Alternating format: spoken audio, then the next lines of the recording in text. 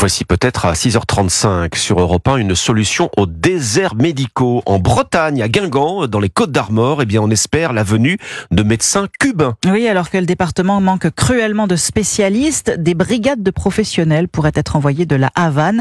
Une délégation d'élus locaux et de dirigeants de l'hôpital breton qui défendent ce projet ont été reçus au ministère de la Santé la semaine dernière. Il ne manque que le feu vert d'Emmanuel Macron. Reportage de la correspondante d'Europe 1, Sandrine Prioul. Une favela de Rio, un village d'Afrique ou un dispensaire à Haïti. Aux quatre coins du monde, l'État cubain envoie ses médecins, payés par la Havane pour des missions de longue durée. Et voilà que ces bataillons de la santé, Las Brigadas de Salud, viendraient sauver les déserts médicaux bretons.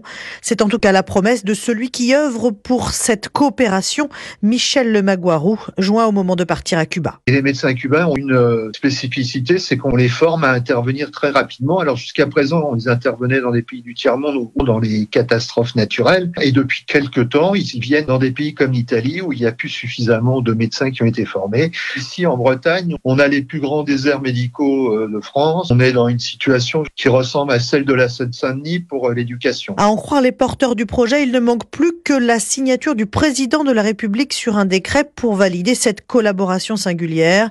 Et déjà, certains imaginent qu'après l'hôpital de Guingamp, c'est la médecine de ville qui sollicitera ces brigades cubaines. Sandrine Prioul.